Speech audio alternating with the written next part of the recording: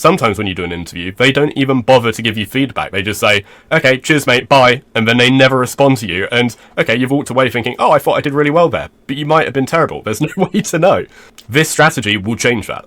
The job market is just still so unreliable. Everybody's finding themselves in a difficult position, you know. If you're trying to get that first job, well, there's a lot of people applying and not that many jobs going, and maybe you've had a job, and because of the cuts, they've had to make you redundant.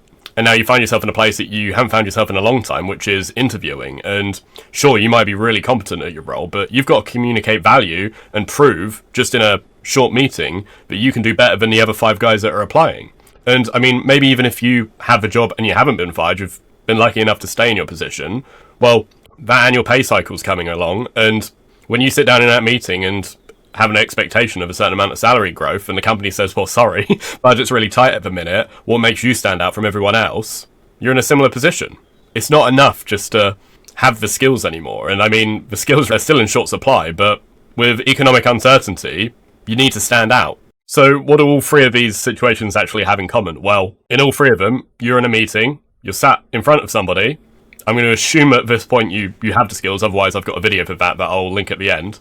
And you need to communicate it, which unfortunately for a lot of software engineers, we're quite introverted. We're not people who excel in just, being sat in a meeting. You hear about people getting jobs that they don't deserve because they're charismatic, they're able to just talk the talk and walk the walk. Well, you might be able to walk the walk, but unless you can talk the talk, you're probably just going to get moved along.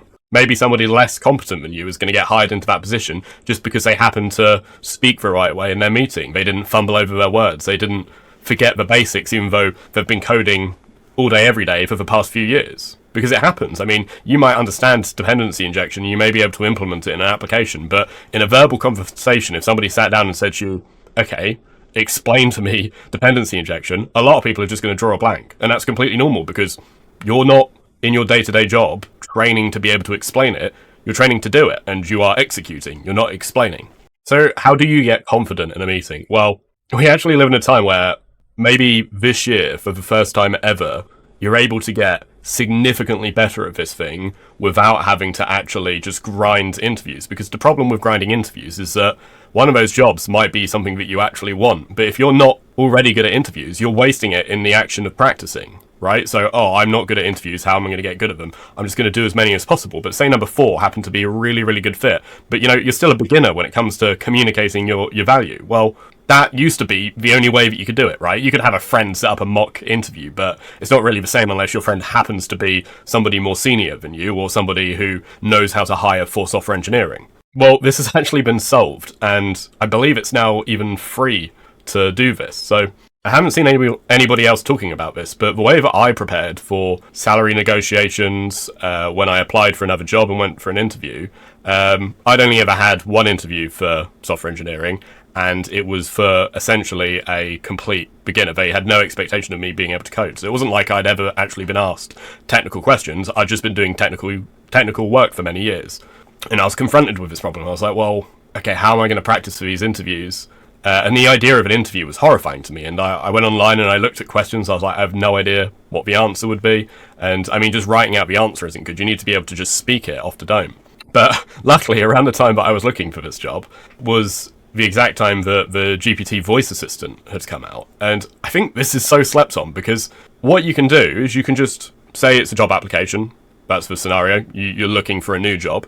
You just copy paste the spec of the job into ChatGPT, and then you hit the voice mode, and then you say, right, interview me. And it goes, it's competent enough, and it has read most textbooks on most languages, so it's going to know the questions to ask and whether you're doing well. And by doing this, all of a sudden, instead of me actually having to go to a real interview and waste those opportunities, I was able to practice in my own time. Say you're in your current job and you're looking for a pay rise. Well, you can have exactly that same conversation with ChatGPT, and say you know that the person that you're going to speak to is going to be maybe more aggressive in their questioning than GPT's being currently. You can just ask it to do that, and it'll up the ante, or make the questions harder, or try and trick you. So now that you've got that idea of, okay, this is how I can actually improve at this and improve quickly, I'll give you an actual protocol for what to do. So let's take the example of getting a new job, but realistically this can be applied to any position where you have to communicate value, where you're going to be in those positions where you're going to be asked hardball questions and you need to respond. So like I said, first thing you do, go find the job application that you want. If you're currently in the job, find your job application. Just copy paste it in, because then it knows basically what your job is to the point that it could at least interview. Because a lot of the time, you're being interviewed by people who aren't fully technical, or if there is a technical interview, that's completely different. You know, you're actually being asked to write code or talk through problems. That's different. You should be good at that if you're a software engineer. Okay, so once you've copy pasted in the job spec, it will say, thank you, why have you given me this job spec? Or it might summarize to you what that job was. Well, simply write, ask me one question at a time, pretending to interview me, and every 5 or 10 questions, whatever you feel comfortable with, give me feedback on how I went. Because what the problem is, if you just ask it to interview you and you get 10 questions in, you might get to the end of those 10 questions and be like, oh, I'm fantastic, you know, I've absolutely smashed it. Well, how do you know? Because it's just asked you questions and you've answered. What's most likely to happen is it's going to ask you the first 2 questions. If you've never been in this scenario before, you are going to be shocked by how bad you might be. I remember, like I just said, you know, the dependency injection example. It's something that is pretty fundamental to my job and I've been doing for years. But when it actually asked me a technical question about it that was abstract, it wasn't in the context of doing work, you know, it wasn't like, here's what we're working on, why would dependency injection be useful? It was just explain dependency injection. Your mind just goes blank. Okay, so every 5 questions, you know, you get to the end and it goes, oh, by the way, you answered these 3 really quickly, really well, but, you know, question 4, you could have given an example where in your work, here's how you would have done better, or here's how you've done it before. You could have given a little bit more technical detail, here's what you could have said. Now, some of these questions, you might find that, like me with the dependency injection one, you're completely unable to answer. What do you do in that scenario? Well, it's not a real interview. It's ChatGPT speaking to you. It might seem kind of scary in the moment, and it will be. You'd be surprised by how imposing being in an interview is, and this is fantastic because it means that when you come to the real thing, you know, you're used to it. You've failed in front of a robot, not the real thing. If your mind completely draws a blank, that's absolutely fine. Just say to it, you know what, I have no idea how to answer this question. I've done this at work before. If you have, give it context. Say, what is an exemplar answer to this? And this is the key, right? So, exemplar. Even if you know how to answer a question and you complete it, it moves on to the next one and you think back and think, oh, you know what, I could have answered that previous question better. What's the perfect answer? Just ask it. And it's going to probably give you a better answer than you could give because this thing is trained on a textbook. So it's going to give a textbook answer in the context of an interview, which it's also trained on interview textbooks. It's going to synthesize these 2 pieces of information and give you something that maybe you hadn't thought of. Maybe you did give a better answer. Fine. But maybe it knows something that you didn't and now you know it too. And just by having this process of every 5 questions, reviewing how you just did, okay, could have done a bit better here, could have done a bit better there, over time, you're just going to become unbeatable, right? Because assuming that most people don't know about this strategy, their competence in interviews is as many interviews that they've done, which for some people it's only like 5 or 6. With this process, you could easily just sit there for an hour. Now, I'll explain to you how I stuck to this and made the time. So, one of the things I try to do is an hour before bed, I try not to look at a screen because blue light, I want to get good quality sleep. And I found it really hard to actually find things to do in that time. So one of the things I like to do is reading. Another thing is to go for a walk with my partner. But fundamentally, that hour, it's like, how can I not spend time on technology so that I can wake up actually feeling refreshed the next day? This is a fantastic use case for that.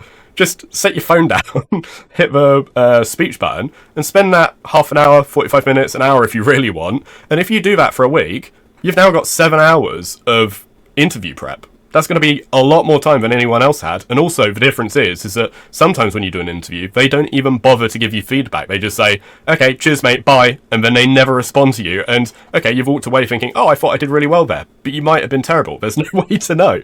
This strategy will change that.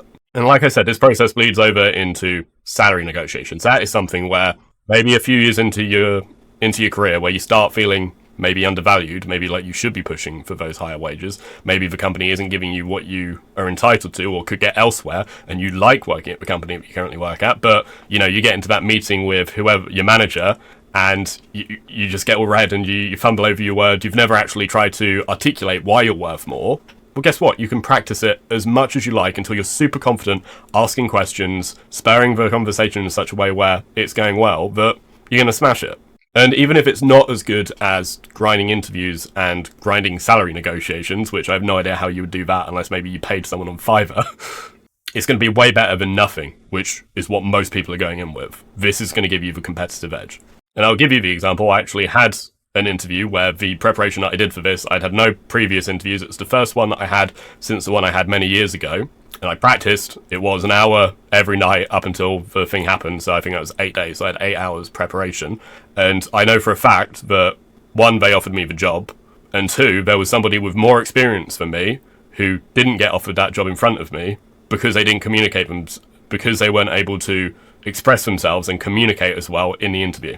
It's such an unfortunate system because, I mean, that guy may have been a way better software engineer than me, but fundamentally what gets you the job is that impression that you make in that short amount of time.